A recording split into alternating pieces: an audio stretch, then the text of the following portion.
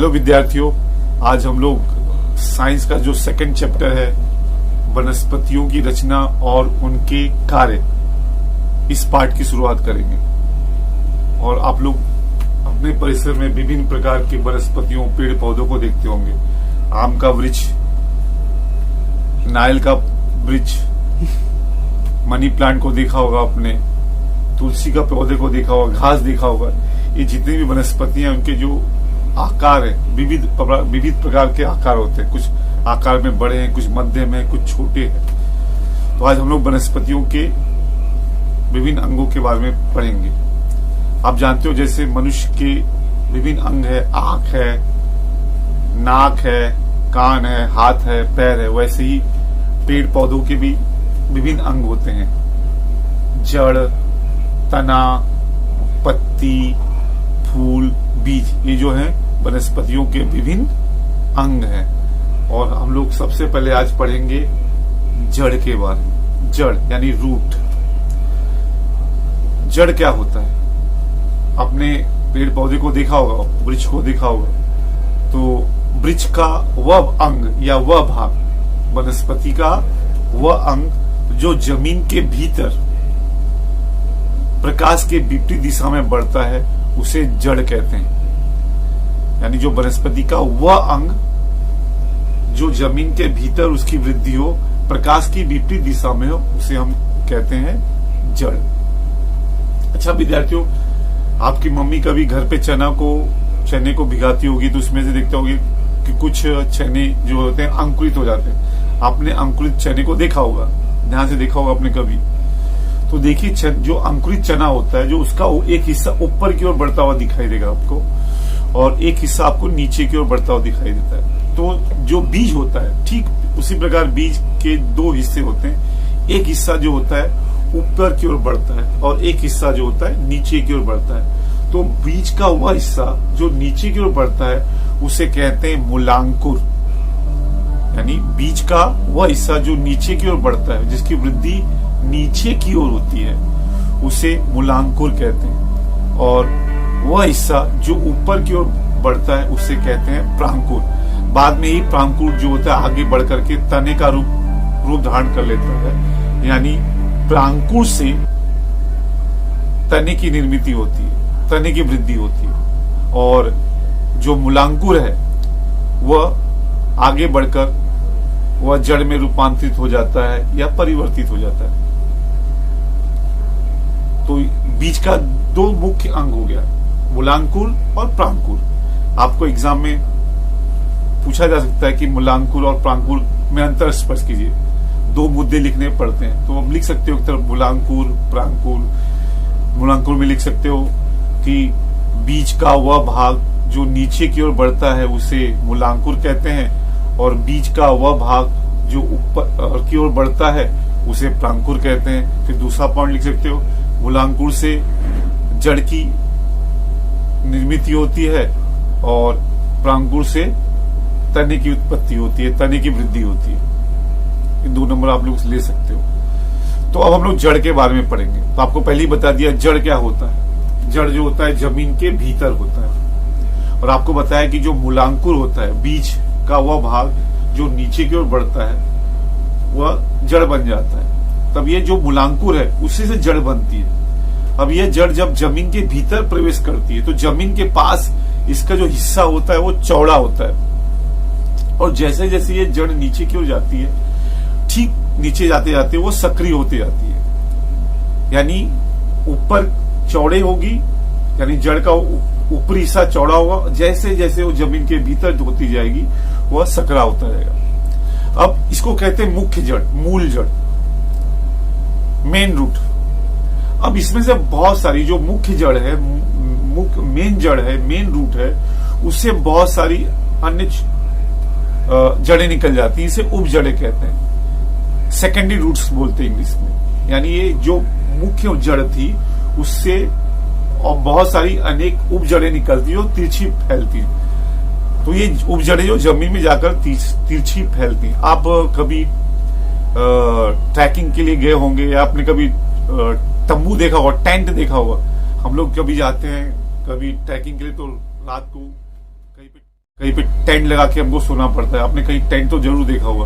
अब टेंट जब लगाते हैं तो उसको रस्सी से तिरछा जमीन में बांध दिया जाता है चारों ओर से। अब क्यों हमने रस्सी को, जो टेंट है उस टेंट के ऊपरी सिरे से रस्सी लेकर के जमीन में क्यों बांध दिया तिरछा करके चारों ओर से? अब रस्सी क्या कर रही है? अब वो रस्सी जो है वो टेंट को आधार दे रही है, पकड़े रही है कि हवा आने से वो टेंट गिरे नहीं। तो टेंट के चारों ओर से, चारों ऊपरी सिरे से क्या होता है, एक रस्सी बांध दी जाती है तिरछी, जो जमीन में गाड़ दी जाती है चारों ओर से। और उस रस्सी की वजह से उस टेंट को सपोर्ट मिलता है, आधार मिलता है। तो ठीक उसी प्रकार ये उपजड़े जो होती हैं वो तिरछी फैलती हैं। अब तिरछी फैल करके क्या करती हैं, जैसे रस्सी ने टेंट को सपोर्ट दिया था, आधार दिया था, ठीक उसी प्रकार ये जो उपजड़े हैं वह क्या करती हैं, वृक्ष को आधार देती हैं, सपोर्ट करती हैं, इसलिए तिरछी बढ़ती हैं। तो प्रश्न आ सकता है उपजड़े तिरछी क्यों बढ़ती हैं? तो उपजड़े तिरछी बढ़ती हैं और जमीन में चारों ओर फैल जाती हैं और वृक्ष को सपोर्ट, आधार और सहारा देती हैं। अब जैसे और जब जड़ नीचे जाएगा, आपने बताया ये मुख्य जड़ होगी, उससे बहुत सारी उपजड़े निकलेंगी।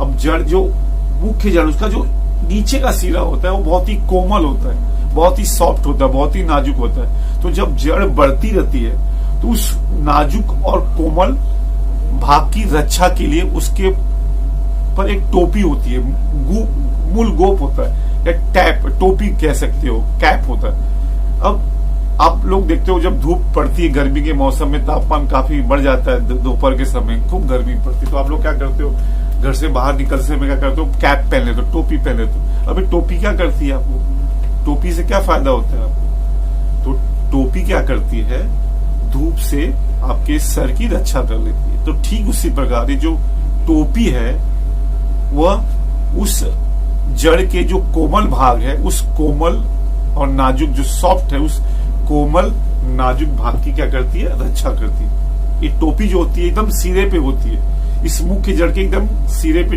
टोपी होगी और वह उस भाग की रक्षा करती है। तो आपने देख लिया ये मुसला जड़ के, इस जड़ को हम लोग मुसला जड़ी कहते हैं, यानी ये मुसला जड़ का प्रकार हुआ। कैसा बना, आपने देखा मूलांकुर से ही मुसला जड़ की उत्पत्ति होती है, यानी मूलांकुर से बने हुए जड़ को मुसला जड़ कहते हैं। मुसला जड़ ऊपर की ओर चौड़ी होती है और जब नीचे की ओर आती है तो वो पतली और सक्रिय होती जाती है। इसके निचले का सिरा कोमल होता है, उसके सिरे पे एक टोपी लगी होती है और इसमें बहुत सारी इसमें उपजड़ें निकली होती है जो तिरछी फैली होती है। और इस जड़ के या उपजड़ों के बीच पे एकदम सफेद, एकदम छोटे छोटे रोए पाए जाते हैं, एकदम पतले धागे के समान, यानी उसको कहते हैं मूल रोम। ये जो जड़ होती है, जड़ के त्वचा पर या उपजड़ों के ऊपर छोटे छोटे एकदम धागों के समान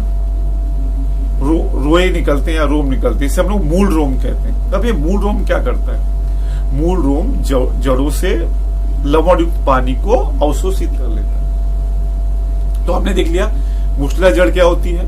मुसला जड़ की जो उत्पत्ति होती है, निर्मित होती है, जो वृद्धि होती है, उसे मुसला जड़ की जो वृद्धि होती है किससे होती है, मूलांकुर से होती है। और ये मुसला जड़ जो होती है ऊपर चौड़ी होगी और नीचे सक्रिय होगी और इसमें बहुत सारी उपजड़ें निकलती हैं और इन उपजड़ों पे या जड़ों पर बहुत सारे मूल रोम होते हैं जो लवणयुक्त पानी को शोषित कर लेते हैं। इसका सिरा जब होता है वो सॉफ्ट और डेलिकेट होता है, इसलिए इस पे एक मूल गोप लगा होता है। तो मुसला जड़ जो होती है सामान्यतः द्विदल वनस्पतियों में पाई जाती है, द्विदल जिसमें दो दल होते हैं। अब मुसला जड़ वनस्पतियों के उदाहरण क्या हो सकते हैं, आपने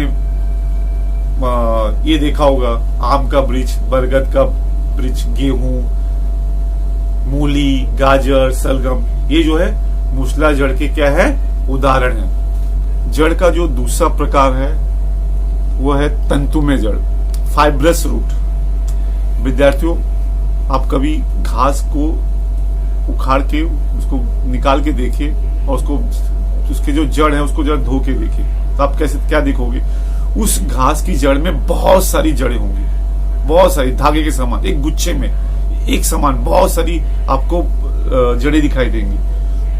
और मुसला जड़ में क्या देखा आपने, मुसला जड़ में केवल एक मुख्य जड़ थी उसमें बहुत सारी उपजड़ें थी। यहाँ पर एक भी मुख्य जड़ नहीं, इसमें बहुत सारी गुच्छे में, एक समूह में बहुत सारी जड़ें, धागों के समान। तो ऐसी जड़ों को हम लोग कहते हैं तंतुमय जड़।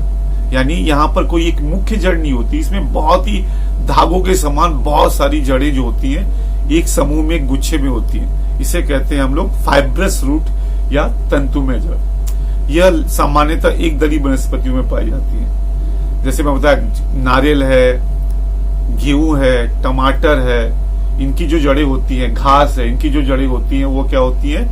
तंतुमय होती हैं। तो जड़ों के दो प्रकार आपने देख लिया, मूसला जड़ और तंतुमय जड़। मूसला जड़ों में एक मुख्य जड़ थी, यहाँ पे कोई एक मुख्य जड़ नहीं थी, इसमें धागों के समान बहुत सारी, एक गुच्छे में के समान बहुत सारी जड़ें थी। अब जड़ों के मुख्य दो प्रकार आप सब जान गए। अब जड़ का कार्य क्या है, फंक्शन क्या है? तो आप लोग सब जानते हैं कि जड़ जो होता है वो जमीन के भीतर होता है। अब जड़ जमीन के भीतर एक क्या करता है? वृक्ष को सहारा देता है, आधार देता है, सपोर्ट देता है। यानी जब हवा बहे तो जो जड़ है वो वृक्ष को सहारा देती है, गिरने नहीं देती, पकड़े रहती है जमीन से। तो जड़ का पहला मुख्य कार्य हो गया वृक्ष को या वनस्पति को आधार देना, सहारा देना, सपोर्ट देना। और जड़ का दूसरा कार्य क्या है? जड़ें जो होती हैं वह जमीन से लवण युक्त पानी को शोषित करती है। जैसे कि मैंने बताया था आपको, मूल रोम जो कहां पे थी? मूसला जड़ों में, जो एकदम सफेद सफेद धागे के समान थी। तो जड़ें क्या करती हैं? जमीन से लवण युक्त पानी को अवशोषित कर लेती हैं, और यह जड़ों द्वारा अवशोषित किया गया पानी वह तनों से होता हुआ पत्तियों तक पहुंचता है। तो दूसरा मुख्य कार्य क्या हुआ जड़ का? जमीन से, भूमि से लवण युक्त पानी का अवशोषण करना। तीसरा क्या होता है? जड़ें जो होती है वह भू क्षरण को रोकती है, मिट्टी के क्षरण को रोकती है। मिट्टी का क्षरण जानते हो? हवा के द्वारा या पानी के द्वारा मिट्टी का उड़ जाना या बह जाना, मिट्टी का कटाव होना। तो मिट्टी के कटाव को रोकती हैं कौन? ये जो वनस्पतियां होती है, पेड़ पौधे होते हैं। जहां पेड़ पौधे होंगे, जहां वनस्पतियां होंगी, जहां घास होंगे, वहां जो मिट्टी का जो क्षरण होता है, सॉइल इरोजन होता है, वह कम हो जाता है। तो तीसरा कार्य, ये भू क्षरण को क्या करती है? रोकती हैं। चौथा कार्य क्या होता है? कुछ जड़ें जो होती हैं, जैसे आपने गाजर को देखा है, मूली को देखा है, सलगम को देखा है, ये भी मूसला जड़ें होती हैं। ये क्या करती हैं? ये जड़ें जो होती है जमीन से भोजन युक्त पानी को, भोजन को शोषित करके उसका संग्रहण करती हैं। यानी भोजन के संग्रहण का कार्य भी करती हैं। यानी जो उनके भोजन है, जो कार्बोज पदार्थ, जो भोजन है, उसका संग्रह करती है, इकट्ठा करके रखती हैं। इसलिए आप लोग ध्यान से देखो, गाजर को, मूली को, सलगम को मोटी फूली हुई होती है, मांसल होती है। यानी गाजर, सलगम की जो जड़ें होंगी वो फूली हुई, मोटी और मांसल की होती हैं, क्योंकि यह भोजन का संग्रहण करती है, उसको सुरक्षित रखती है भोजन को।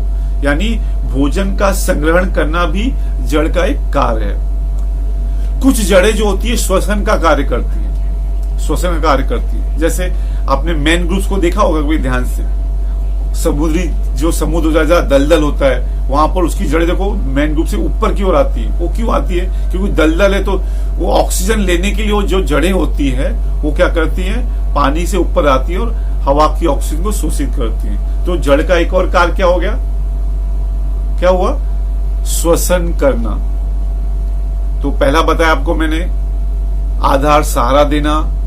दूसरा बताया मैंने, पानी और लवण को शोषित करना। तीसरा, भू क्षरण को रोकना।